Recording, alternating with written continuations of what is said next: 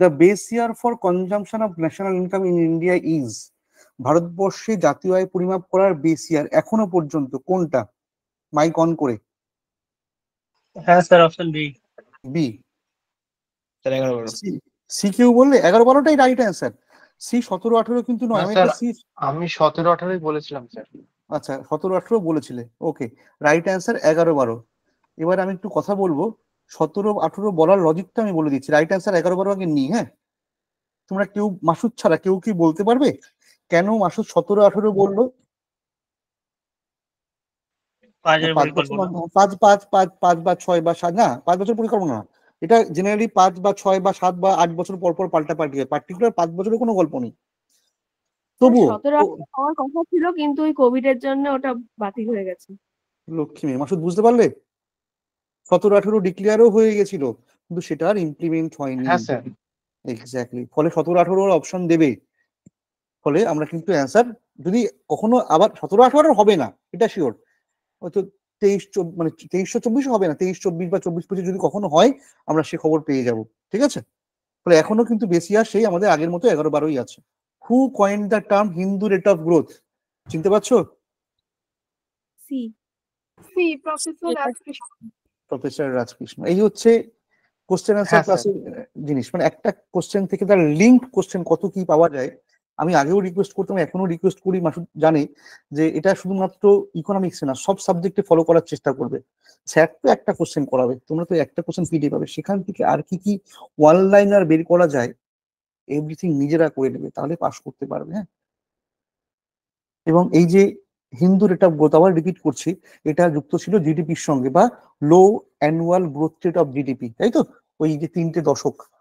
In the case of given good demand curve is, sir এটা তো upward rising হবে, কারণ এটা ল অফ ডিমান্ডের এক্সেপশন। Exception, exactly. যদি তোমাকে গিভেন গুড কথাটা না বলতো, বাবা ম্যাথসের এটুকু কনসেপ্ট তোমাদের ক্লিয়ার আছে, বা ছোটবেলায় তোমরা করেছো, যদি দুটো ভ্যারিয়েবলের মধ্যে সম্পর্কটা ডিরেক্টলি প্রপোর্শনাল হয়, সরল সম্পর্ক হয়, তা যদি গ্রাফিক্যালি ড্র করি তাহলে লাইনটা অবভিয়াসলি হবে আপওয়ার্ড রাইজিং। ওকে আবার, আর যদি কখনো বাই চান্স দুটি ভ্যারিয়েবলের মধ্যে সম্পর্কটা বিপরীত সম্পর্ক হয়ে যায়, ইনভার্স হয়ে যায়, then the line will be downward falling. আমি খুব শর্টে আঁকছি, হ্যাঁ, ডাউনওয়ার্ড ফলিং। তাহলে যদি গিভেন গুডসটা মুছে ফেলি, তাহলে সমস্যাটা কি হবে? সমস্যাটা আমি মানে তোকে নর্মাল চেয়েছে, ডিমান্ড কার্ভ ইজ, ডিমান্ড কার্ভে সম্পর্কটা কার সঙ্গে কার বাবা? সম্পর্কটা স্যার প্রাইসের সঙ্গে ডিমান্ডের, পিএক্স আর ডিএক্স বললাম, বা কিউডি বলতে পারতাম, বা পিডি বলতে পারতাম। এবং তোমরা জানো according to law of demand, দাম বাড়লে চাহিদা কমবে, মানে বিপরীত সম্পর্ক। আর বিপরীত সম্পর্ক হয় বলেই লাইনটা ডাউনওয়ার্ড ফলই হবে। কিন্তু বাবা এই গিভেন গুডস হলো এমন একটা গুডস যে ল অফ ডিমান্ডকে ব্রেক করে, এবং উল্টো সম্পর্ক হয়ে যায়, দাম বাড়লে চাহিদা বাড়বে এবং দাম কমলে চাহিদা কমে যাবে।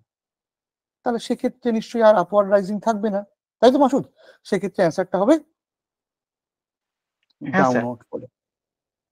নিয়ে গেলাম 20 কোশ্চেনটা আমি বলছি, মানে তোমরা স্যার এটা কি ভেবলেন এফেক্ট হবে? ওটা তো brand value effect. Exactly, that is Veblen effect. আমরা পড়েছিলাম যে আমাদের মধ্যে অনেকেই আছে, সবাই না, কারণ ব্যতিক্রম সবার জন্য হয় না বাবা। আমাদের মধ্যে অনেকে আছে যারা কোন দ্রব্যের কোয়ালিটি বিচার করে সেই দ্রব্যের দাম দিয়ে, হয়তো প্র্যাকটিক্যালি, শিবনাথ, কোন দ্রব্যের দাম দিয়ে কোয়ালিটি, সবার কথা বলছি না, ঠিক আছে? তারা মনে করে যে দাম যত বেশি তত কোয়ালিটি বেটার হবে, তখন তারা ব্র্যান্ডেড জিনিস, কিন্তু ব্র্যান্ড ভ্যালু এফেক্টটা পছন্দ, that's call brand value effect, ঠিক আছে? তাদের ক্ষেত্রে এটা হয়, তখন তারা দ্রব্যের দাম বাড়লে ডিমান্ডটা বাড়িয়ে দেয়, আর দ্রব্যের দাম কমলে ডিমান্ডটা কমিয়ে দেয়, that is call Veblen effect. তাহলে কনজিউমার জাজ the quality of a product by its price, no problem, it is called Veblen effect. Bike petrol is the example of complementary goods. Sir complementary, exactly. কেন complementary goods? Sir আপনি বলেছিলেন যে যদি দুটো গুডসকে একসঙ্গে use করা হয় তখন তাদের কি বলা হয়? Complimentary goods. আর যদি দুটো গুডসকে একটাকে আরেকটার বিকল্পে ইউজ করা হয় তখন তাদের কি বলা হবে? Substitute goods. Substitute goods, exactly. কি জানো নাম? টি অ্যান্ড কফি, মনে পড়ছে তো? আর এক্সাম্পল অফ সাবস্টিটিউট গুডস, এখানে বাইক Substitute পেট্রোল বলছে, ইটস কল কমপ্লিমেন্টারি গুডস। ওকে, এতক্ষণ ধরে যে কোশ্চেন গুলো পড়লাম তার মধ্যে 22 নম্বর কোশ্চেনটা একটু ডেপথের কোশ্চেন, একটু ধীরে সুস্থে পড়ে অ্যান্সার করো, তাড়াহুড়ো করো না। হ্যাঁ, আমার ক্লাসে না, সব ক্লাসে কোশ্চেন মানে স্যার। হলে। হ্যাঁ, আচ্ছা স্যার, বলে দিন আপনি। আচ্ছা তুমি বলো বলো। স্যার 22 নম্বর প্রশ্নটা 1 আর 2 তো কনফার্ম হবেই। Okay, এবার সিটা নিয়ে একটু ডাউট হচ্ছে, কিন্তু ডি তে অল অফ দ্য অ্যাবভ আছে, তাহলে সেক্ষেত্রে আমি অপশন ডি নিতে হবে। চোখ বন্ধ করে ডি অপশন নেবো, এটা মাসুদের কনসেপ্ট। কিন্তু স্যার সিটা নিয়ে, হ্যাঁ সিটা নিয়ে খুব ডাউট আছে, পার ক্যাপিটা ইনকাম। ওকে ওকে, তুমি 80% বলে দিয়েছো, তাহলে বাকিটা আমি আর বলি, বাকিটা সবাই শোনো। হ্যাঁ, এই যে কোশ্চেনটার মানেটা হচ্ছে which of the following item is or are not included in national income. তার মানে এর মধ্যে কোনটা জাতীয় আয় পরিমাপের মধ্যে পড়বে না, জাতীয় আয় পরিমাপের পদ্ধতির মধ্যে পড়বে না। পদ্ধতি বলা ভুল, জাতীয় আয়ের মধ্যে আসবে না, নট ইনক্লুডেড, পরিষ্কার বলা আছে। এই কোশ্চেনটা দেখে বেশিরভাগ ছেলে মেয়েরা যারা একটু স্টার্টার তারা অ্যান্সার করে ফেলবে বি। আমি বলছি না B wrong, B is absolutely right, কিন্তু এখানে একটা ম্যাজিক অপশন থাকে, that is all of the above. আমি এটাও সবসময় বলি যে অল অফ দ্য অ্যাবাভ থাকা মানে অল অফ দ্য অ্যাবাভ মারবে না। অনেকে বলে ফেলে এই দেখ ডি থাকলে ডি মেরে দিবি, না বাবা, খবরদার এটা করবে না। এই ফিগারটা দেয়া মানে হচ্ছে তুমি তোমার সব কটা অপশন ডিটেলসে পড়তে হবে, তাই না? তাহলে আমি বি নিলাম, কিন্তু বি নিয়ে বি অপশনে টিক মারবো না, বাকিগুলো দেখি। মাসুদ আমাকে বললো ক্যাপিটাল কনজাম্পশন অ্যালাউন্সটা ও শিওর। আমি ভেবেছিলাম এটা নিয়ে হয়তো ডাউট থাকবে, বিটা সবাই সিটা শিওর করবে। যাই হোক, এক একজন চিন্তা ভাবনা একরকম। তোমরা কি জানো এই ক্যাপিটাল কনজাম্পশন অ্যালাউন্স মানে কি? মন দিয়ে শুনবে। এই স্যার ওটা, ক্যাপিটাল, বলো মাসুদ, হ্যাঁ স্যার বলুন বলুন বলো বলো। বলুন sir. That is depreciation cost. হ্যাঁ স্যার, ওটাই আমি বলতে যাচ্ছি। এক্স্যাক্টলি, মনে আছে তোমার? That is depreciation cost. Note রাখো সবাই, জনপ্রিয় নোট লেখো। হ্যাঁ, ডেপ্রিসিয়েশন কস্ট, ডেপ্রিসিয়েশন কস্ট আমি পড়িয়েছি। কোনো মূলধনী সম্পত্তি, জমি বাড়ি গাড়ি, এগুলোকে ইন্ট্যাক্ট রাখতে হলে যে একটা ক্ষয়ক্ষতি হয়, একটা অবচয় হয়, তাকে বলে ডেপ্রিসিয়েশন কস্ট। ওকে, আবার আর একটা কথা জেনে রাখো, ডেপ্রিসিয়েশন কস্ট কখনো জাতীয় আয়ের মধ্যে আসবে না। ডেপ্রিসিয়েশন কস্ট কখনো জাতীয় আয়ের মধ্যে আসবে না। ওকে, কারণ কেন স্যার আমি এনএনপিটা, ও ফাটাফাটি ছেড়ে দাও, আর এনএনপি, বলতে হবে না। At factor cost, NNP at factor cost. একদম স্যার ওইটা ভেবে আমি বলেছিলাম। একদম ঠিক। দেখো, বাকিরা হয়তো বুঝতে পারোনি, আমি এই কোশ্চেনটা একটু পজ করছি, পজ করে একটু অন্যদিকে টার্ন করে নিচ্ছি। Hello sir. হ্যাঁ বলো। স্যার বলছি আমি আজকে ফার্স্ট জয়েন করলাম, আপনি এটা মানে কোথায় পড়িয়েছেন এগুলো, কোন থিওরি ক্লাসে? কি বলছো আবার একটু নামটা বলো। অত্রি মিত্র বলছি।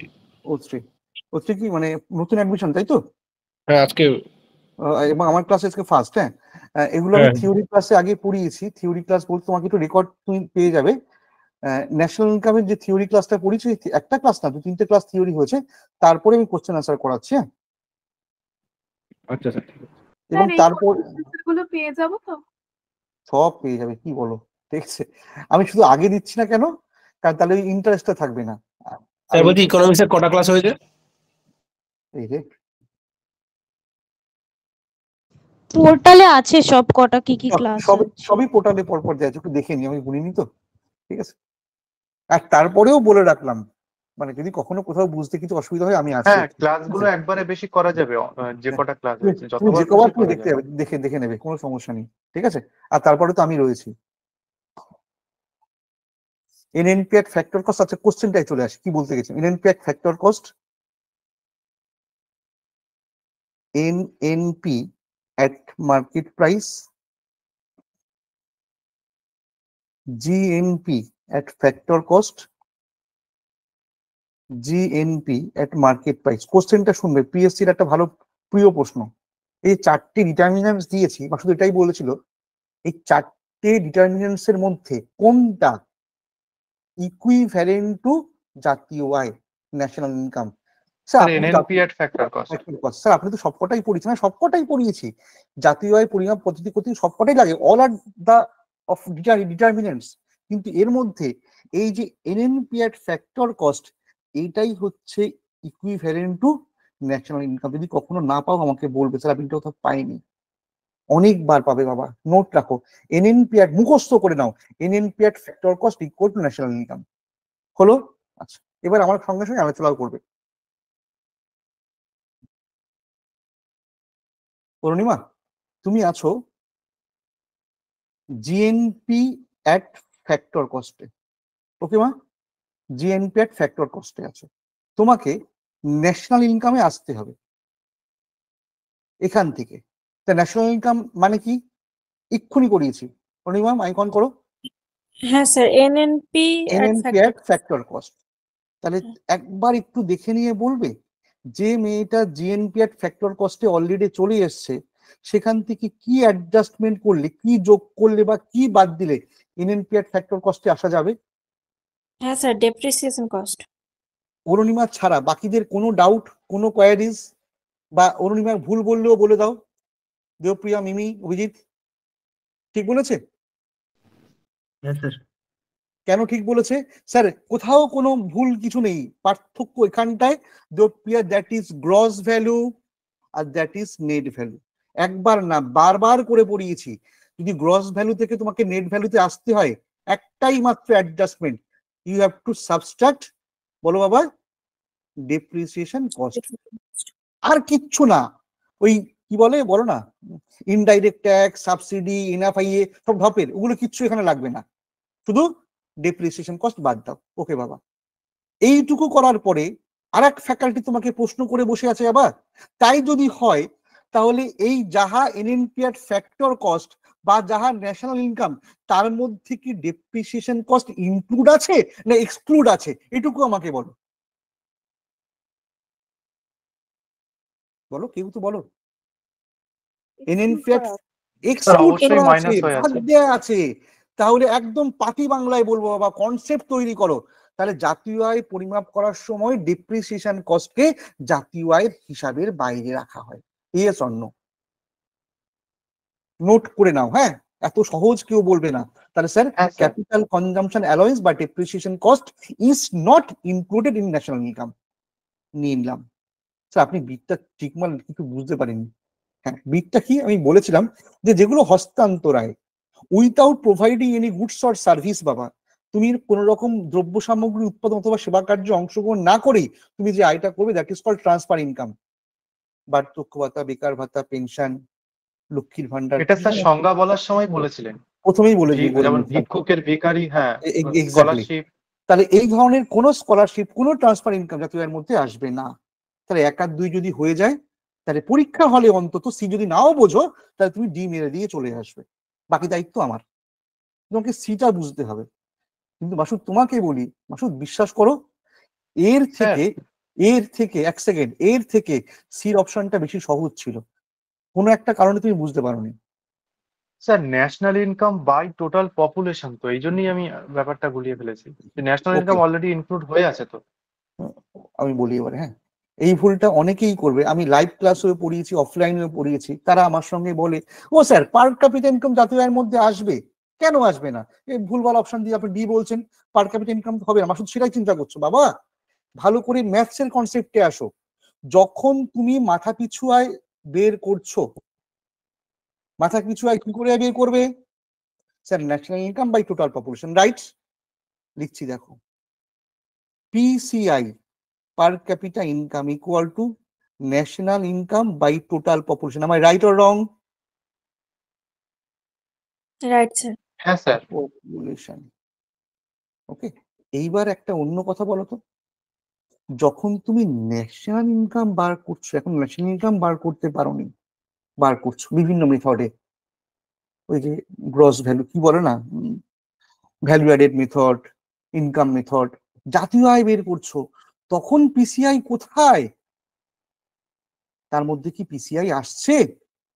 জাতীয় আয় বের করা হয়ে যাবার পরে তাকে পপুলেশন দিয়ে ভাগ করে স্যার এবার বুঝেছি, পিসিআই। ঠিক বুঝতে স্যার, পারলে? মানে এটা ন্যাশনাল ইনকামটাকে ইউজ করে একটা অন্য জিনিস বার করে হ্যাঁ, তাহলে ন্যাশনাল ইনকাম ক্যালকুলেট করার সময় কি তোমার পিসিআই লাগবে? না স্যার, না।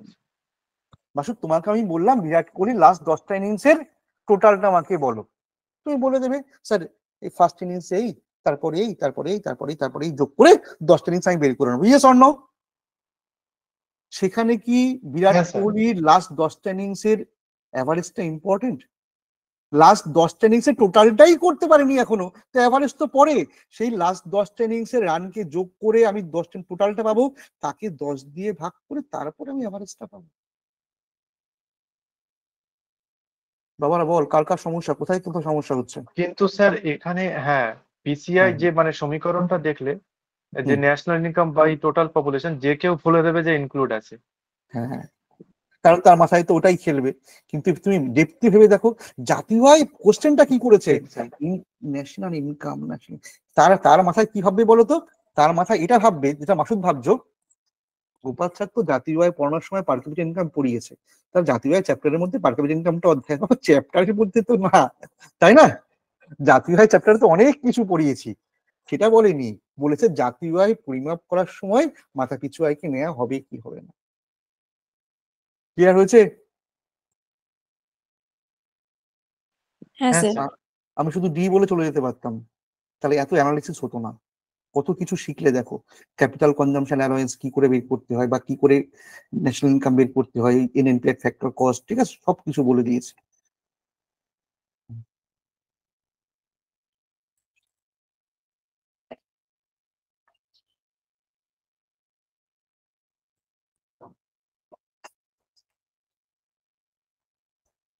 আর ডিফ্লেটর, আচ্ছা ছোট একটা কথা, এই জাতীয় আয় চ্যাপ্টারে ডিফ্লেটর মানে হচ্ছে জিডিপি ডিফ্লেটর। কে বলতে পারবে? এখানে কিন্তু কোনো কোডিং ফোডিং নেই, একটাই অপশন নেব।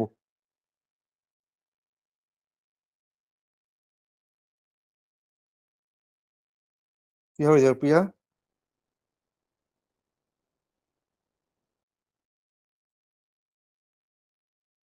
ভাবছো ভুল বললে কি হয়? ভুল হবে স্যার না, বলো না। জিডিপি ডিফ্লেটরটা, স্যার হ্যাঁ হ্যাঁ, বলো। জিডিপি ডিফ্লেটরটা নমিনাল বাই রিয়েল জিডিপি ছিল। এবার ওকে, এখানে স্যার মানে অ্যাকচুয়ালি নমিনাল জিডিপিতে প্রাইসটা বেশি আসতো, বাট রিয়েল প্রাইসটা আমরা জানতে পারতাম না। তো এখানে প্রাইস লেভেলটা হতে পারে, ওকে, আউটপুটটা মনে হচ্ছে স্যার অতটা হবে না অপশন এটা। প্রাইস ওকে, লেভেলটাই আমরা মেজার করার জন্য নমিনাল হুম, বাই রিয়েল করি। বলো, আমার মাসুদ কি ঠিক ব্যাখ্যা করলো? ব্যাখ্যাটা আমার মনে হচ্ছে সি হবে, যেহেতু চেঞ্জেস ইন প্রাইস লেভেল আছে, তো ওকে, সেক্ষেত্রে নমিনাল আর রিয়েল যেহেতু আমাদের দুটো জিডিপি লাগে, তো সেক্ষেত্রে আমার মনে হচ্ছে তো বাকিটা আপনি বলুন স্যার। হ্যাঁ, বাকিটা তো মাসুদ তুমি ঠিকই লাইনে, মাসুদ তো ঠিকই, মাসুদ ওটাই বলছিল তো, নমিনাল আর রিয়েল। আর নমিনাল আর রিয়েল না আউটপুটে চেঞ্জ হয় না, চেঞ্জ হয় প্রাইস লেভেলে।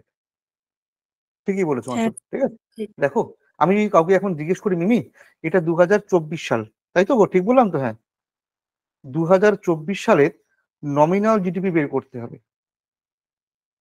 মা, মা গো, নমিনাল জিডিপি বের করছে আমি, মানে তৈরি করিয়েছি নিজে।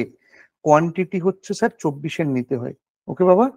আর যখন গুণ করবে যদি নমিনালের সময়, প্রাইসটাও সেই বছরের নিতে হয় শিবনাথ, ওকে, দ্যাট ইজ নমিনাল জিডিপি। আর 2024 সালেরই যদি রিয়েল জিডিপি বের করতে বলি, তাহলে স্যার কোয়ান্টিটি 24-এরই নিতে হবে, বাট প্রাইসটা সেই বেস ইয়ার বা 11-12 নিতে হবে। বলো বোঝা গেছে? Yes or no? এটা তো বুঝিয়েছে স্যার আপনি। এবং এই যে ডিফ্লেটর ইকুয়াল টু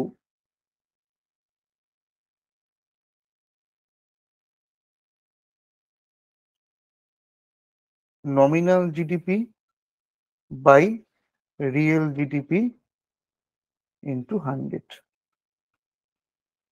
এবার আমাকে একটা কথা বলো তো, এই দুটোর মধ্যে যদি ক্যালকুলেশন করি, রিয়েল আর নমিনালটা ক্যালকুলেশন করে, একদিনও জিজ্ঞেস করেছিলাম কোনটা বেশি হয়, রিয়েলটা বেশি হয় না নমিনালটা বেশি হয়?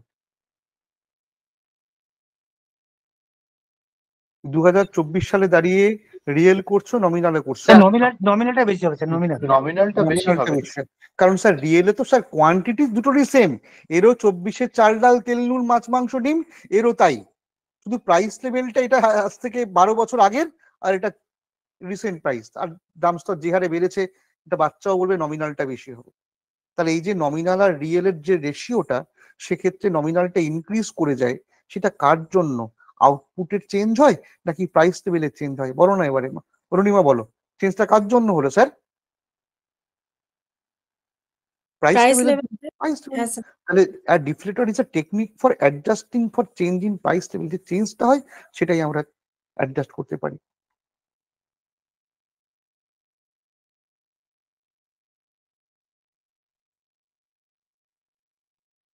হু was the chairman of India? Network problem হচ্ছে আমার স্ক্রিনও। সনাতন, ওকে,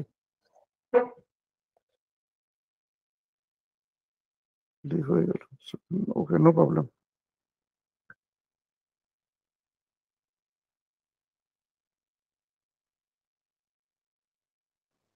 স্যার 11-12টা প্রাইসের যেটা ক্রস সরি রিয়েল জিডিপি তে যেটা বললেন ওটা আরেকবার একটু কাইন্ডলি বলবেন? নিশ্চয়ই, কে বললো একটু বলো। প্রচেষ্টা। প্রচেষ্টা যখন রিয়েল জিডিপি বের করা হয় না, তখন কারেন্ট ইয়ারের প্রোডাকশন, মানে 24 হলে 24, 25 হলে 25, কারেন্ট ইয়ারের প্রোডাকশনকে গুণ করা হয়, এটা বেস ইয়ার। আর আজকে আমাদের ফার্স্ট কোশ্চেন ছিল ভারতবর্ষে বেস ইয়ার কিন্তু এখনো 11-12।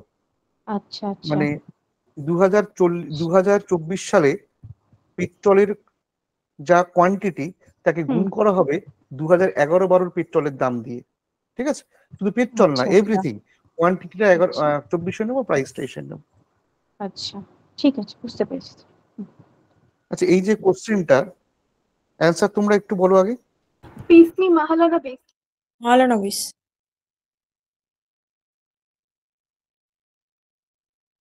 আর কেউ? Sir VK RV Rao. VK RV রাও।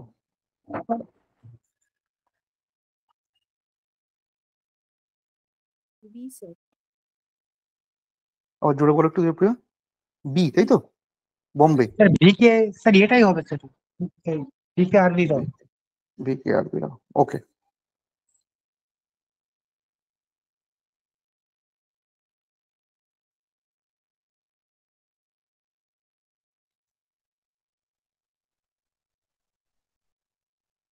তোমরা এই দুটো সংস্থার নাম শুনেছো বাবা?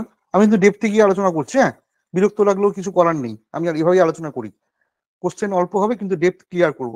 এই দুটো তোমরা ভদ্রলোকের নাম শুনেছো?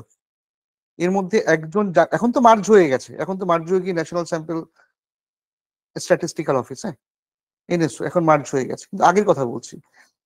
ভারতবর্ষে জাতীয় আয় পরিমাপ করার জন্য প্রয়োজনীয় ডেটা কালেকশন কে করতো?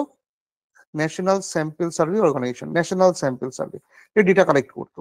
আর ভারতবর্ষে জাতীয় আয় পরিমাপ কে করতো? ক্যালকুলেশনটা কে করতো? CSO sir. Okay, central statistical office, CSO. এখন এরা মার্জ হয়ে গিয়ে এনএসও হয়েছে। তাহলে ভারত যদি বলা হয় ভারতবর্ষে জাতীয় আয়, আজ থেকে 2 বছর আগের কথা বলছি, 3 বছর আগে বা 10 ইয়ার্স আগে এই কোশ্চেনটা পিএসসি দিত, জাতীয় আয় পরিমাপ করে কোন বডি, কোন সংস্থা, তার নাম কি হতো? সিএসও। জাতীয় আয় পরিমাপ করে আর তথ্য সংগ্রহ করতো এনএসএসও। সালটা হচ্ছে 1952, সেই থেকে দায়িত্ব নিয়েছিল সিএসও। ভালো কথা। তাহলে বাবা, আফটার ইন্ডিপেন্ডেন্স, স্বাধীন ভারতে এই সিএসও দায়িত্ব নেওয়ার আগে জাতীয় আয় পরিমাপ হয়েছে? তখন তো স্যার সিএসও ছিল না, তখন এই 49, 50, 51 এই বছরগুলোতে জাতীয় আয় কে পরিমাপ করতো? জাতীয় আয় পরিমাপ করার জন্য তখন একটা কমিটি গঠন করা হয়েছিল, মন দিয়ে শুনবে, শুধু নোট রাখো, বিফোর সিএসও একটা কমিটি গঠন করা হয়েছিল। সেই কমিটির নাম বাবা কি? ন্যাশনাল ইনকাম কমিটি, যার দায়িত্ব ছিল ভারতবর্ষে জাতীয় আয় ক্যালকুলেট করা, এস্টিমেট করা। আগে বড় এটুকু বোঝা গেছে? তাহলে এই যে কমিটির নামটা বললাম, ন্যাশনাল ইনকাম কমিটির কাজটা বোঝা গেছে, জাতীয় আয় পরিমাপ করা।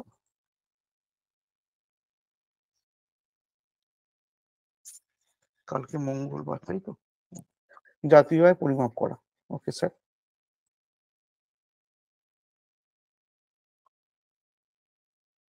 এই কমিটি তৈরি হলো 1949-এ 1949 সালে। কমিটির নাম কি? National income committee. এই কমিটিতে টোটাল 3 জন মেম্বার ছিলেন। একজন চেয়ারপারসন আর 2জন আদার্স মেম্বার। চেয়ারপারসনের নাম প্রশান্ত চন্দ্র মহলানবিশ। নোট রাখো, হ্যাঁ, এত ডেপথে কেউ বলবে না। প্রশান্ত চন্দ্র মহলানবিশ। তাহলে এইটুকু কোশ্চেন করে আমি এটুকু বলতে পারি, who was the chairman of Indian national income committee? তখন কার নাম আগে মাথায় আসবে? পিসি মহলানবিশ। এবার আমার কথা হচ্ছে, ওরা 2-1 জন ভিকে আরভি রাওয়ের নাম বলে ফেলেছে। কেন বলেছে জানো? ওই যে ন্যাশনাল ইনকাম কমিটি, 2জন মেম্বার ছিল।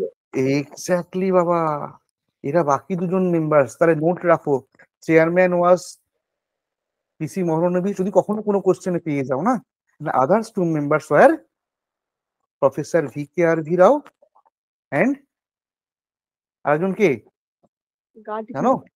বাবা, থ্যাংক ইউ, প্রফেসর গাডগিল আর ভিকে আরভি রাও। টোটাল 3 জন মেম্বার। মাসুদ ওকে? মিমি? হ্যাঁ স্যার। হ্যাঁ স্যার। একদম ডেপথে বুঝিয়ে দিয়েছে। এবারে পরের কোশ্চেনটা। ও বাবা, এই তো স্যার এটা এই তো কত সাল বলো তো? 1949 স্যার এটা তো 1949 49 মানে পরেরটাও পরের দেখো, আনসারের উত্তরও 49। সেটাই হয়ে গেল। হ্যাঁ, তাহলে in which year national income committee was appointed in India? It is 1949।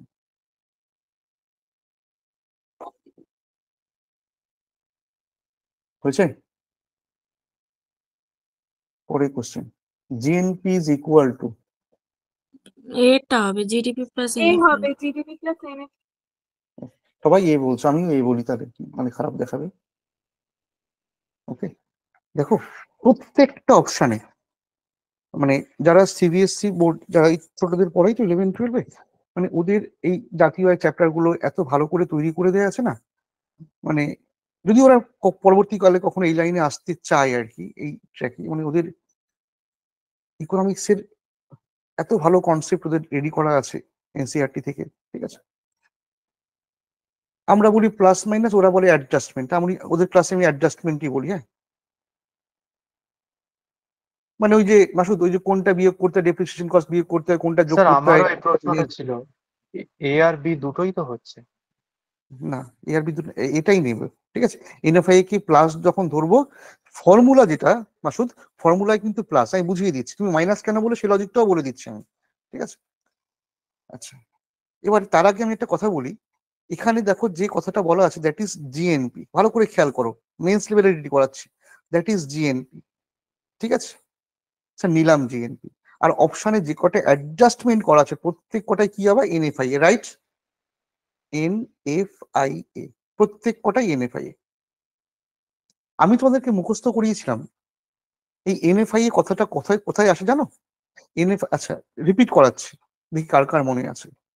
এই টার্মসটা ডেপ্রিসিয়েশন কস্ট কখন আসে? অপশন দেব, যখন তুমি গ্রস আর নেট পড়বে, না যখন ফ্যাক্টর আর মার্কেট প্রাইস পড়বে, নাকি যখন জিএনপি আর জিডিপি গ্রস আর নেট। গ্রস আর নেট পড়বে। ঠিক আছে, দেহপ্রিয়া একটু আগে বলেছিলে, যখন তুমি ফ্যাক্টর কস্ট আর মার্কেট প্রাইস পড়বে, তখন অ্যাডজাস্টমেন্টে কে কে আসবে? Indirect tax. ইনডাইরেক্ট আরেকজন আসবে, স্যার সাবসিডি আর ইনডাইরেক্ট ট্যাক্স। সাবসিডি আর ইনডাইরেক্ট ট্যাক্স, তাই তো? মনে করছো তো? খাতায় লেখা আছে সাবসিডি আর ইনডাইরেক্ট ট্যাক্স। হ্যাঁ স্যার। যখন তুমি জিএনপি আর জিডিপি পড়বে, তার পার্থক্যটা বলুন। পার্থক্যটা হচ্ছে ন্যাশনাল আর ডোমেস্টিক। তখন তাদের সম্পর্কের মাঝখানে আসবে এনএফআইএ, সরি এনএফআইএ, এবং সম্পর্কটা ছিল GNP equal to GDP plus NFIA. Okay, এবার মাসুদ একদম টেকনিক্যালি বলেছে। এবার স্যার এই এনএফআই এর মানটা পজিটিভ হতে পারে, নেগেটিভ হতে পারে। ঠিক আছে, ফলে যদি আমি এখানে একটা ব্র্যাকেট ইউজ করি তাহলে আরো ভালো হবে। এবার যদি আমি এনএফআই এর মানটা প্লাস বলি, তাহলে এটা প্লাস হবে, মাইনাস বললে মাইনাস হবে। ঠিক আছে, ফলে এনএফআই এর মানটা কি হয় সেটা নিয়ে আমার প্রশ্ন করেনি, আমার কোশ্চেন করেছে ফর্মুলার। ঠিক আছে, তা সেক্ষেত্রে আমরা কিন্তু ফর্মুলার অনুযায়ী অ্যান্সার কি নেবো, ডিপি প্লাস এনএফআই। বলে বোঝা গেছে মাসুদ? এবারে এনএফআই এর মান নেগেটিভ হলে কি হবে, এনএফআই এর মান স্যার। পজিটিভ হলে কি হবে, সেটা পরের কথা। এবার যেহেতু কখনো যদি মেন্সে কায়দা করতো মাসুদ, কোডিং করতো A and B, all of the above, only A, তখন কিন্তু আমরা চোখ বন্ধ করে এ অ্যান্ড বি দুটোই নিতাম, কারণ সেক্ষেত্রে ওরা কোডিং করেছে মানে ওরা জানতে চাইছে এনএফআই এর মান পজিটিভও হতে পারে নেগেটিভও হতে পারে। বোঝা গেছে? মানে আফটার অ্যাডজাস্টমেন্ট এই প্লাস মাইনাসটা করার পরে ওরা দুটোই চাইছে।